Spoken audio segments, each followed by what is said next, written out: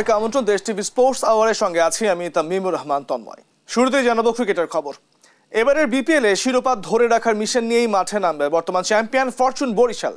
ফ্র্যাঞ্চাইজিটির কর্ণধার মিজানুর রহমান জানিয়েছেন, বর্তমান চ্যাম্পিয়ন হয়ে মাঠে নামার চাপ থাকলেও সেই চাপ সামলে নেবার মতো ক্রিকেটার রয়েছে তার দলে। আর দলের বন্ডিং তৈরিতে তামিম ইকবালের কোনো বিকল্প নেই বলেও মনে করেন তিনি। রিফাত আঞ্জুম জানাচ্ছেন বিস্তারিত। বিপিএল শুরু হতে আর বেশি সময় বাকি নেই। শেষ মুহূর্তে মাঠে নামার প্রস্তুতি নিচ্ছে দলগুলো। এবারে বিপিএল এর অন্যতম ফেভারিট দল ফরচুন বরিশাল। বর্তমান চ্যাম্পিয়নের তকমা লাগিয়ে মাঠে নামবে ফ্র্যাঞ্চাইজিটি। এবারও মাঠে নামবে চ্যাম্পিয়নশিপ ধরে রাখতে।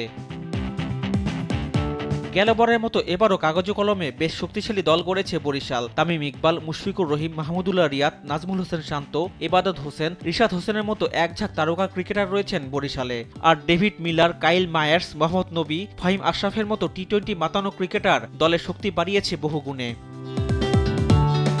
এমন দল নিয়ে বেশ আশাবাদী দলের কর্ণধার মিজানুর রহমান। তিনি জানান, প্লেয়ার্স ড্রাফট থেকে পছন্দের ক্রিকেটার বেছে নিয়ে দল গঠন করতে পেরে খুশি। তবে চ্যাম্পিয়ন হিসেবে মাঠে নামার চাপটা বেশ ভালোভাবেই সামাল দেওয়ার মতো ক্ষমতা রয়েছে তার দলের।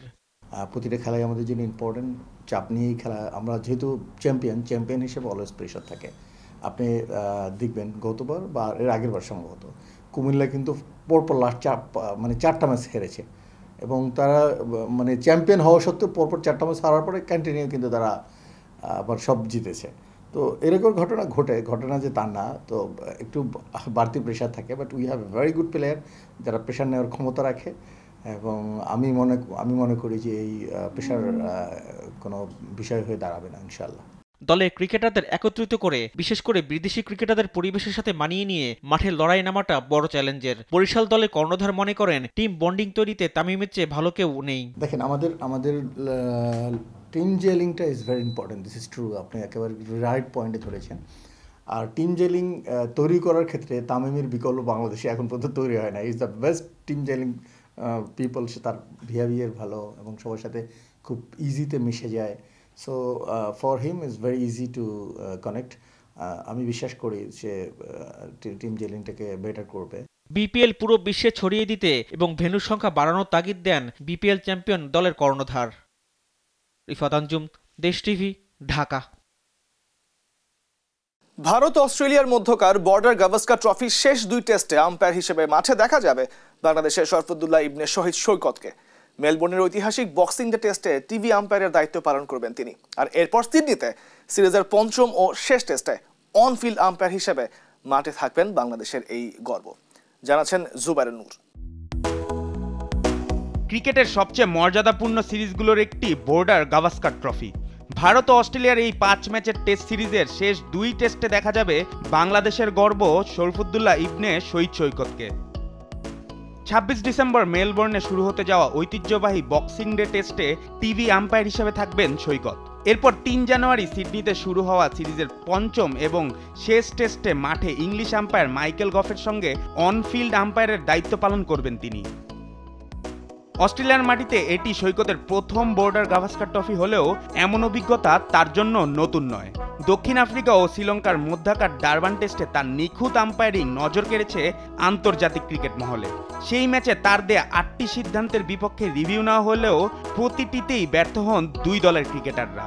বাংলাদেশের প্রথম আম্পায়ার হিসাবে আন্তর্জাতিক ক্রিকেটের সর্বোচ্চ সম্মানের জায়গায় আইসিসি এলিট প্যানেলে জায়গা করে নিয়েছেন তিনি।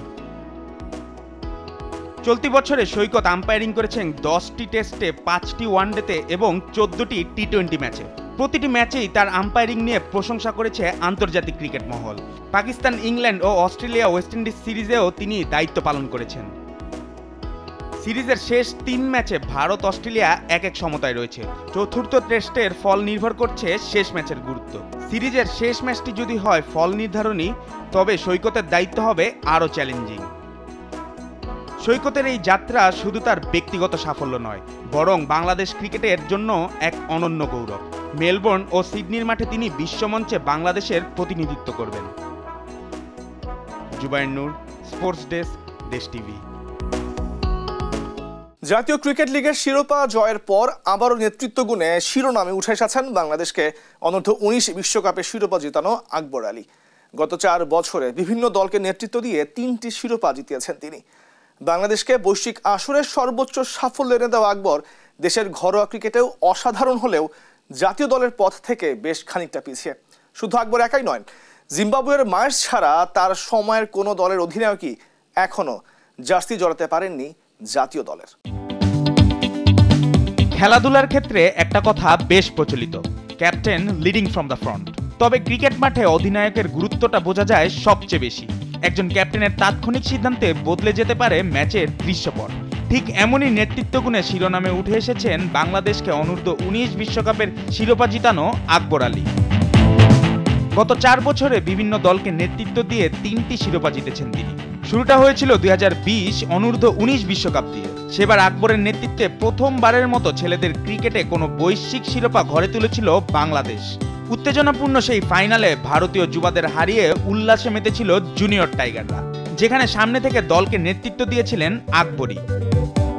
বাংলাদেশকে বৈশ্বিক আসরে সর্বোচ্চ সাফল্য এনে দেওয়া আকবর তার অসাধারণ নেতৃত্ব গুণের স্বাক্ষর রেখেছেন দেশের ঘরোয়া ক্রিকেটেও। 2022 সালে তার হাত ধরেই লাল বলের এনসিএলে 8 বছর পর চ্যাম্পিয়ন হওয়ার স্বাদ পায় রংপুর বিভাগ। ঠিক 2 বছর বাদেই আবারও ট্রফি হারতে মুখ চওড়া হাসি নিয়ে শিরোপার মঞ্চে আকবর আলী।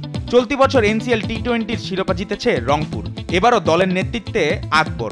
প্রথমবারের মতো আয়োজিত এই টুর্নামেন্টে মঙ্গলবার ঢাকা মেট্রোকে হারিয়ে চ্যাম্পিয়ন হয় রংপুর, অর্থাৎ প্রতি 2 বছর অন্তর একটি করে শিরোপা উঠেছে তার হাতে। তবে অধিনায়কের ব্যাটন হাতে দলের মাস্টারমাইন্ড হয়ে ওঠা আকবরের আছে চাপা কষ্ট। তার নেতৃত্বে অনূর্ধ্ব-19 বিশ্বকাপ জয়ী সেই দলের অনেকেই এখন জাতীয় দলের নিয়মিত সদস্য। শরীফুল, তাওহিদ হৃদয়, তানজিম সাকিবরা এখন মাঠ মাতাচ্ছেন আন্তর্জাতিক ক্রিকেটে। অন্যদিকে এখনো আন্তর্জাতিক ক্রিকেটে ক্যারিয়ার শুরুর সুযোগই হয়নি আকবরের। শুধু সতীর্থরাই নয়, বিভিন্ন দলের হয়ে আন্তর্জাতিক ক্রিকেটে মাঠ মাতাচ্ছেন আকবরের সমসাময়িক অনেকেই। ভারতের যশস্বী জয়সওয়াল, পাকিস্তানের নাসিম শাহ, শ্রীলঙ্কার মাতিসা পাথিরানা, ওয়েস্ট ইন্ডিজের জেডিন সিলস, জিম্বাবুয়ের মায়ার্সরা তো নিজেদের প্রতিষ্ঠিত করেই ফেলেছেন। তবে আকবরের কিছুটা সান্ত্বনা পেতে পারেন এইভাবে যে শুধু মায়ার্স ছাড়া তার সময়ের কোনো দলের অধিনায়কই এখন পর্যন্ত জাতীয় দলের জার্সি গায়ে জড়াতে পারেননি। তবে এটাও মানতে হবে যে ব্যক্তিগত নৈপুণ্যে কখনোই সেভাবে আলোচনায় আসতে পারেনি আকবর আলী। তবে আড়ালের নায়ক হয়ে দলকে যেভাবে শিরোপা এনে দিচ্ছেন, তাতে যে কোনো সময় তার জন্য জাতীয় দলের দরজা খুলে গেলেও অবাক হওয়ার কিছুই থাকবে না। তবে নেতৃত্ব গুণে অনন্য হয়ে ওঠা 23 বছর বয়সী এই ক্রিকেটার আন্তর্জাতিক ক্রিকেটে আকবর দি গ্রেট হয়ে উঠতে পারেন কিনা সেটিই এখন দেখার বিষয়। জুবাইর নূর, স্পোর্টস ডেস্ক, দেশ টিভি। আইসিসি টি20 বোলারদের র্যাঙ্কিংয়ে প্রথমবারের মতো সেরা 10-এ শেখ মেহেদী হাসান 13 ধাপ এগিয়ে 636 রেটিং পয়েন্ট নিয়ে 10 নম্বরে উঠে এসেছেন এই অফ স্পিনার। ওয়েস্ট ইন্ডিজের বিপক্ষে টি20 সিরিজে দুর্দান্ত পারফরমেন্স করেন মেহেদী। 3 ম্যাচে 8 উইকেট পেয়েছিলেন এই অফ স্পিনার। পেসার তাসকিন আহমেদও আছেন ক্যারিয়ারের সেরা অবস্থানে। 7 ধাপ এগিয়ে তিনি রয়েছেন 11তে। সেরা 20-এ জায়গা করে নিয়েছেন রিশাদ হোসেনও। 21 ধাপ এগিয়ে 17 নম্বরে আছেন এই লেগ স্পিনার। এটাই রিশাদের ক্যারিয়ার সেরা অবস্থান। পাকিস্তান সুপার লিগের ড্রাফটে নাম লিখিয়েছেন টাইগার পেসার মুস্তাফিজুর রহমান। গত কয়েক বছর ধরেই দারুণ পারফরমেন্সে আইপিএলে নিয়মিত মুখে পরিণত হলেও এবারের আসরে দেখা যাবে না এই কাটার মাস্টারকে। আইপিএলের নিলাম থেকে ফিসকে দলে ফেরাতে আগ্রহ দেখায়নি কোনো দল। আইপিএল দল না পেলেও পিএসএল এ দল পাওয়ার ব্যাপারে বেশ ভালো রকমের সম্ভাবনা রয়েছে মুস্তাফিজের। পাকিস্তানে চ্যাম্পিয়ন্স ট্রফি চলবে ফেব্রুয়ারির মাঝামাঝি থেকে মার্চের শুরুর সময় পর্যন্ত, যে কারণে এবার পিএসএল মাঠে গড়াবে আইপিএল এর সময়। ফলে আইপিএল এ দল না পাওয়া ক্রিকেটারদের জন্য এটি একটি বড় সুযোগ। মুস্তাফিজের মতো অভিজ্ঞ এবং কার্যকরী বোলারের প্রতি পিএসএল এর দলগুলোর আগ্রহ থাকবে বলেই মনে করছেন ক্রিকেট বিশ্লেষকরা। 2 ম্যাচ সিরিজের প্রথম টেস্টে বক্সিং ডেতে মাঠে নামছে সাউথ আফ্রিকা এবং পাকিস্তান। সেঞ্চুরিয়ানে খেলা শুরু হবে বাংলাদেশ সময় দুপুর 2টায়। টেস্ট চ্যাম্পিয়নশিপের ফাইনাল খেলতে আর মাত্র একটি জয় প্রয়োজন দক্ষিণ আফ্রিকার। স্পিনার কেশব মহারাজ ও অলরাউন্ডার মোল্ডার ফিটনেস টেস্ট পাশ করলেও ম্যাচ খেলতে পুরোপুরি ফিট নন। পাকিস্তানের কাছে ওয়ানডে সিরিজে হোয়াইট ওয়াশ হয়ে বেশ চাপে আছে দক্ষিণ আফ্রিকা। অন্যদিকে ওয়ানডে সিরিজের ফর্ম টেস্ট সিরিজেও টানতে চাইবে পাকিস্তান। 3 বছর পর টেস্ট খেলতে যাওয়া পেসার মোহাম্মদ আব্বাসও নিজের সেরাটা দিতে মুখিয়ে রয়েছেন। এছাড়াও বুলাওয়েতে সিরিজের প্রথম টেস্টে বক্সিং ডেতেই মুখোমুখি হবে আফগানিস্তান এবং জিম্বাবুয়ে। টি20 ও ওয়ানডে সিরিজের পর টেস্ট সিরিজটাও নিজেদের করে নিতে চায় আফগানিস্তানরা। ক্রিসমাসের ঠিক পরদিন 26 তারিখ বৃহস্পতিবার থেকে শুরু বর্ডার গাভাস্কার ট্রফির boxing day test. Melbourne cricket গ্রাউন্ডে এই ম্যাচের ভাগ্যে কি অপেক্ষা করে আছে সেটি সময় বলবে। ভারতের জন্য সবচেয়ে স্বস্তির খবর, অধিনায়ক রোহিত শর্মা এই ম্যাচে মাঠে নামতে সম্পূর্ণ প্রস্তুত। যদিও ওপেনিং ছেড়ে মিডল অর্ডারে ব্যাট করতে নেমে সাফল্য পাননি রোহিত শর্মা। 2 ম্যাচে 3 ইনিংস খেলে তার সংগ্রহ মাত্র 19। অনেকে তাকে ওপেনিংয়ে ফেরার পরামর্শ দিয়েছেন, তবে অনুশীলনে ইঙ্গিত মিলেছে মেলবোর্নেও তিনি মিডল অর্ডারেই খেলবেন। অন্যদিকে ফর্মের তুঙ্গে থাকা লোকেশ রাহুল ভারতের হয়ে 3 ম্যাচে 235 রান করেছেন, যা এই সিরিজে এখন পর্যন্ত সর্বোচ্চ। এদিকে অস্ট্রেলিয়া তাদের টপ অর্ডারে পরিবর্তন এনেছে। বক্সিং ডে টেস্টের 2 দিন আগে অস্ট্রেলিয়ার কোচ অ্যান্ড্রু ম্যাকডোনাল্ড নিশ্চিত করেছেন ওসমান খাওয়াজার সঙ্গী হিসাবে অভিষেক হচ্ছে 19 পেরোনো তরুণ স্যাম কনস্টাসের। তাছাড়া ছন্দে থাকা ব্যাটার ট্রাভিস হেডও খেলার জন্য পুরোপুরি ফিট আছেন বলেও জানিয়েছেন তিনি।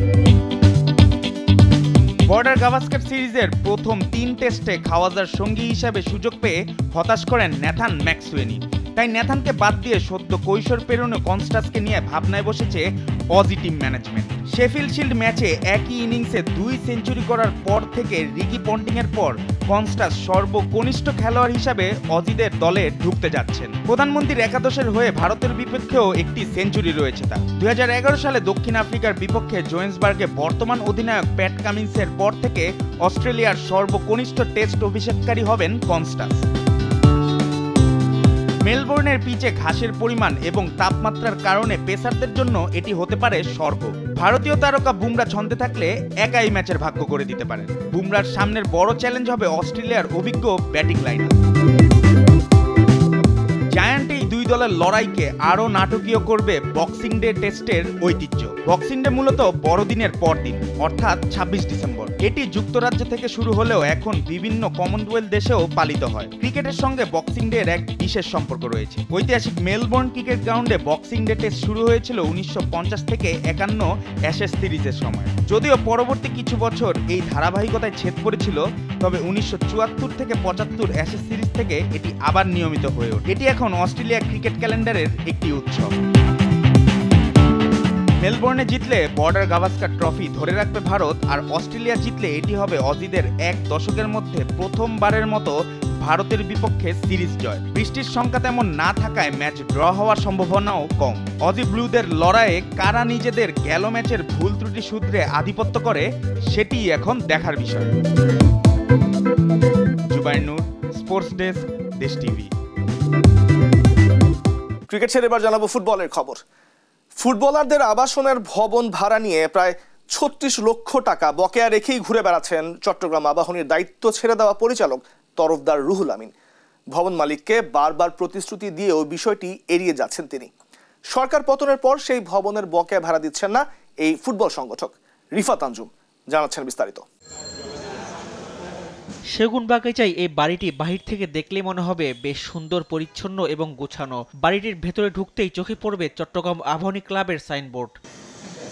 2018 সালে আমর ইমতিয়াজুল হক চৌধুরীর কাছ থেকে ফুটবলারদের আবাসন ব্যবস্থার জন্য 6 তলা বিশিষ্ট পুরো ভবনটি 2020 সাল পর্যন্ত চুক্তির ভিত্তিতে ভাড়া নিয়েছিলেন তৎকালীন ক্লাবের পরিচালক তরফদার রুহুল আমিন ও ক্লাবের ম্যানেজার আরমান আজিজ।